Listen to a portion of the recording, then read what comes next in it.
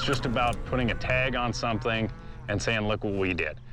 Well, with blockchain technology, we can prove the source of any one of these products, from tomatoes to cattle to chickens. We can prove that source, and we can prove it on a plate. And I really think that's where this technology can be beneficial. And I think it's the most important revolution of the last year, maybe bigger than internet. For the first time in 6,000 years, now we have a better way of doing it. It's a pretty crazy moment in human history. In America, this is potentially a gigantic change for the better in terms of all the things that are possible with blockchain and all of the value that can be created. Realistically, blockchain is ours. It is. It was invented here. So I want innovation to happen right here. If you look at Congress right now, they're not doing anything, right? They're not trying to look at this ICO situation and trying to clean up regulation. We've got companies fleeing the United States. U.S. citizens, they're taking their companies to Malta because the federal government has done nothing, and there's so much uncertainty in regards to what should happen or what kind of regulations are in place.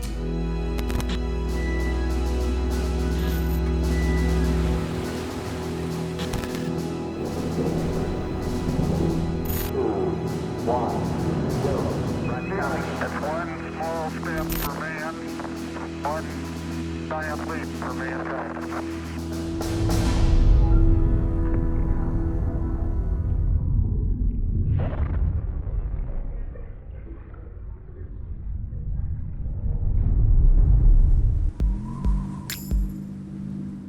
We've already been working with a couple of different groups that were interested in the unique angles that we had on the technology for the things they needed to do. On an incubator, we wanted to basically create a framework where a project, even if it's only a single person, if it's an idea or if it's something that's already been built, that they can come through and flesh out what's needed to get them to the next level. Okay, there were a lot of exciting projects that signed up right away.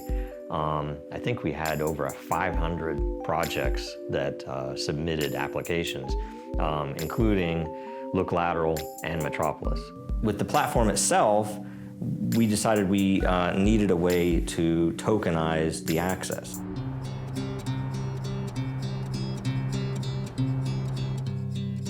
I'm Nicolò Filippo Veneri Savoia. I am the CEO of Look Lateral company. Look Lateral was founded by my mother, the Italian journalist Maria Grazia Savoia. It was a magazine. It was a magazine born in 2007. So I was developing an art advisory platform, a platform based on art advisory, which is the person who explains you the value of an artwork. I decided to create this marketplace for fractions of artworks, so a sort of art stock exchange. Of course, I read a lot of possible technology that could be useful for this platform.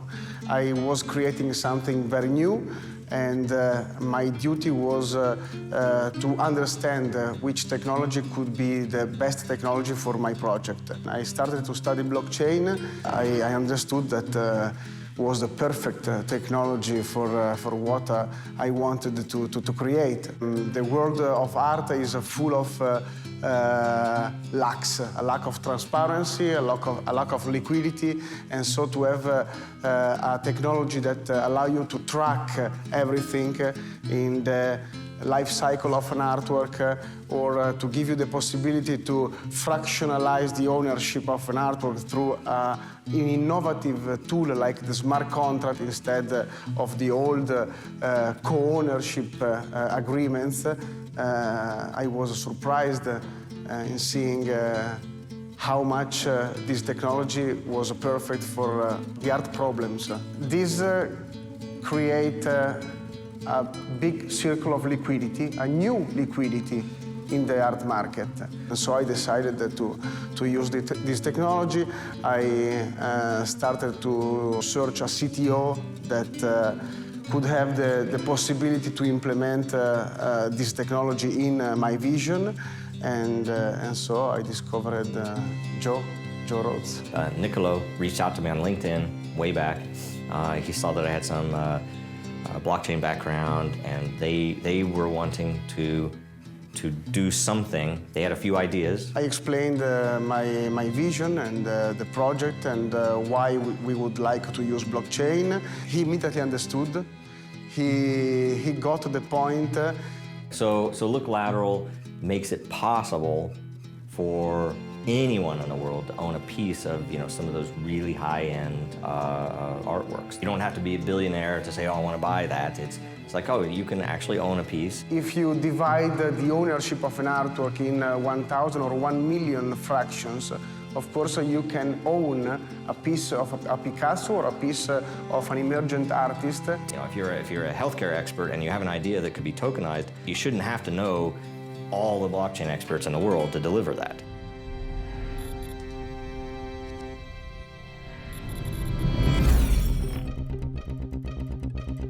A number of our partners received an official subpoena from the SEC with no notice to us. Things with Dragon Chain, we're at this moment, we're spending more on legal than any other resource combined, and this is really slowing down innovation. We were one of the companies to receive an SEC subpoena. I am screwed.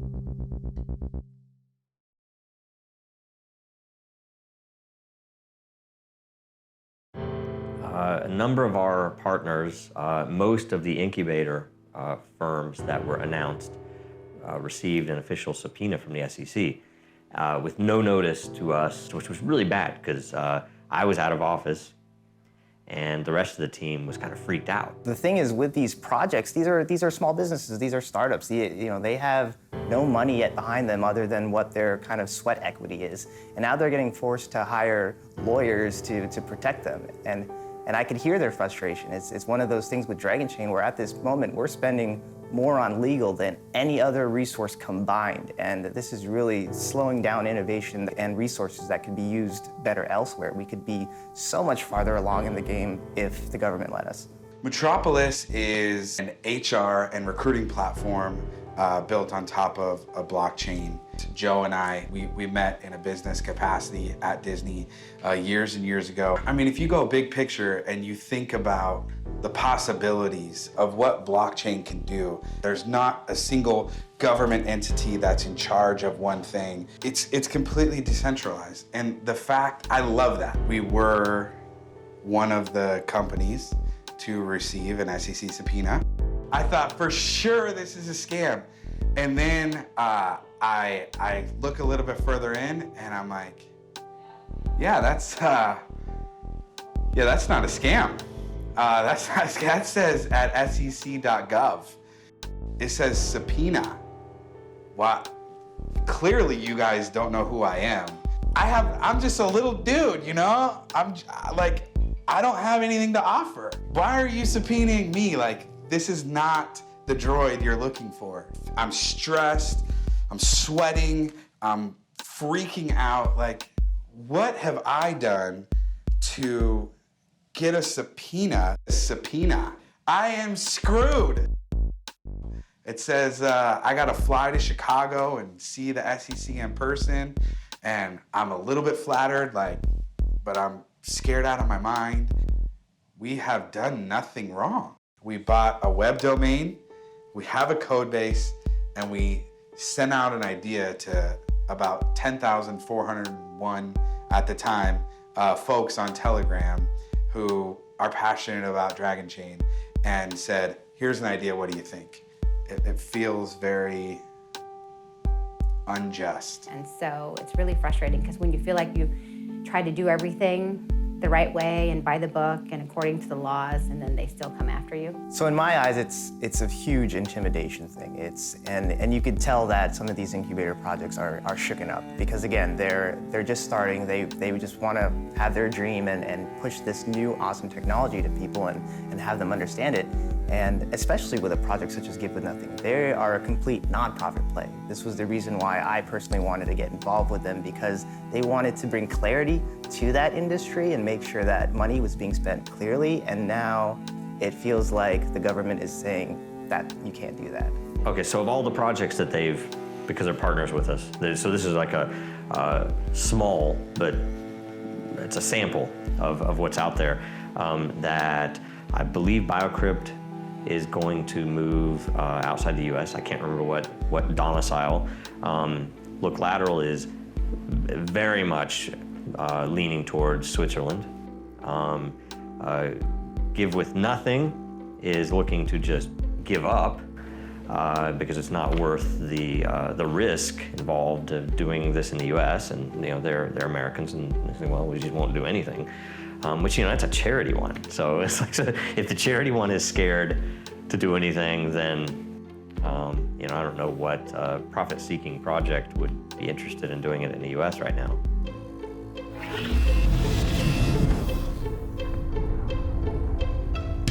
Well, with blockchain technology, we can prove the source of any one of these products, from tomatoes to cattle to chickens, right? So we had 5 pieces of legislation. Our second one had to do with open blockchain tokens, or ICOs. All that did was differentiate that there is a difference between utility tokens and security tokens. We've essentially, in the state of Wyoming, made that a new asset class.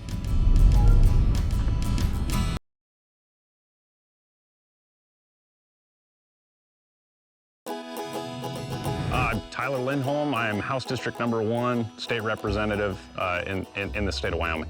If anybody ever knocks on your door and says, I'm running for such and such government position, and you ask them why they're running, they give you a vanilla answer that they're trying to do public service or something like that. We should elect people that are mad about something, that want to make a change, and because they're actually going in to fix something, they're passionate about something, and that's why I ran. The biggest thing that I was passionate about was some of the agriculture aspects that were in place. A lot of folks think about agriculture, they think about farm subsidies, those types of things, but a lot of the reasons those exist is because the federal government or the state government in lots of situations has restricted farmers and ranchers from being able to sell directly to consumers. The economic challenge to be profitable every year has always been there from 60 years ago. Soon as these big corporations, the big packing plants, have got together and they basically have dictated what price they'll pay to the producer every year. It isn't based on the economy. It isn't based on inflation. It's based on how much are they going to make that year and how much are they going to let the producer make. A lot of my goal when I went in was to kind of free up that market, to make that producer to informed end consumer relationship actually happen. I think the most exciting aspect of blockchain technology and what we're seeing right now, what you can do with food with it. This happens to be the XRS2 stick reader, is we're able to read that electronic identification. It's recorded, and then we can transfer it via Bluetooth, or we can hook up the computer and transfer that information to the blockchain system. With blockchain technology, we can prove the source of any one of these products, from tomatoes to cattle to chickens. We can prove that source, and we can prove it on a plate. And I really think that's where this technology can be beneficial. My name is James Bird. I am currently elected in the State House of Representatives, representing House District 44. The blockchain was something that I'd heard about, and it was out there floating around, but I was busy working on a couple other bills. During 2015, the Wyoming Division of Banking came out with some regulations that said that any and all cryptocurrency exchanges have to go through the Wyoming Transmitters Act. Now, mind you, this is an act that was written before digital currencies were ever a thing, so really didn't fit the mold at all. And because of that, a lot of outfits just flat left the state of Wyoming. They wouldn't do business with Wyoming customers. So we put together this package of bills, and we threw a couple touchdowns. Tyler Lindholm, the prime sponsor on it. We are good friends, and we go back and forth. We're getting adversarial and everything. He jumped on this, and so as we were going through it, I felt bad, but that he kind of scooped me on this whole deal, because this is really kind of what I'm all about. But so I joined on it as a prime sponsor, co-sponsor, and really helped push this thing through the legislature with Tyler. Right, so we had 5 pieces of legislation. One took care of that Money Transmitters Act, so those exchanges could come back to the state of Wyoming. And then our second one, and I really think kind of our bigger one, had to do with open blockchain tokens, or ICOs. And all that did was differentiate that there is a difference between utility tokens and security tokens. And we've essentially in the state of Wyoming made that a new asset class. That one we got a lot of attention for, rightfully so. If you look at Congress right now, they're not doing anything, right? They're not trying to look at this ICO situation and trying to clean up regulation. We've got companies fleeing the United States, U.S. citizens. They're taking their companies to Malta because the federal government has done nothing, and there's so much uncertainty in regards to what should happen or what kind of regulations are in place. And because of the blockchain, and because of a couple other bills that we did that inside the business entities section that address technologies, we are seeing those entrepreneurs, those people in the tech sector, those people behind the money and the ingenuity inside the blockchain, inside the Bitcoin. They're coming to Wyoming and they're setting up shop, because in the other places, they're still getting the discussion as, yeah, we like that, we're really interested in it, but we're not there. Hey, we'll get back to you. Why don't you call us back in 6 months? We're registering anywhere from 2 to 3 businesses per day since the end of session. So it's really a groundswell of new businesses that are registering in the state of Wyoming. What does that mean to the average Wyoming voter or citizen?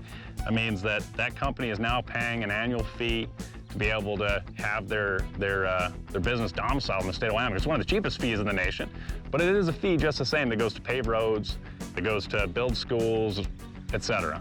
So that's a really cool aspect, but that's a very base aspect.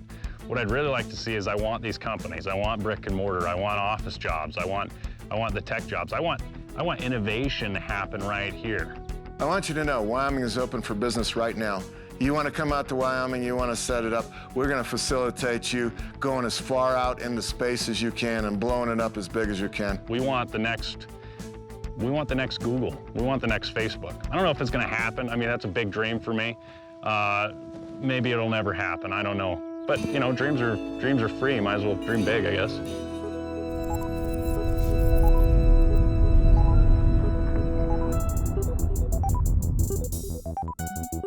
Well, Wyoming has passed some laws that really carve out a nice safe space. We're under investigation by the SEC. There were days where we had 100 lawyers at a law firm reviewing documents. They've checked and checked and checked, and now they're making us spend $6 to $10 million.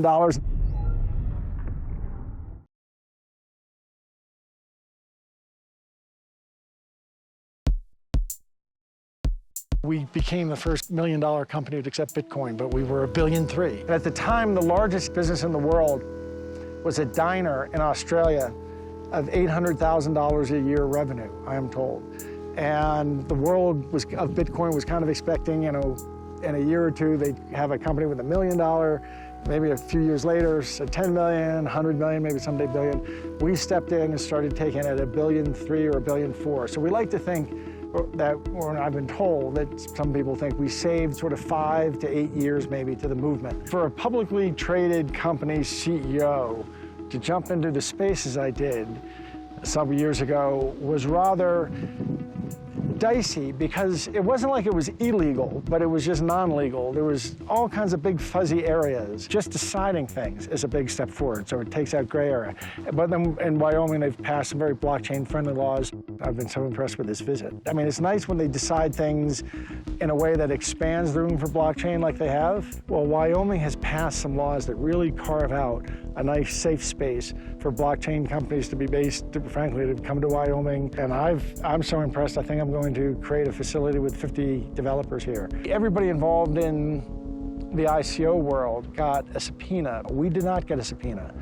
It was falsely reported that we did. We did get a letter asking us for voluntary cooperation. The SEC does not want you to downplay it when you have such a matter, and you're supposed to say, we're under investigation by the SEC, so I'm under investigation by the SEC. Well, they asked for what turned out to be 2 million documents. I understand that there were days where we had 100 lawyers at a law firm reviewing documents. I think it cost us maybe either $6 or $10 million of attorneys sitting in offices. They've checked and checked and checked, and now they're making us spend $6 to $10 million. It's all now in the hands of the SEC. I don't know if they're going to read the 2 million documents. The establishment, the institutions that are going to be disrupted, own a lot of the power, a lot of political authority, and they don't want to see blockchain make progress because they know what's at the end of it.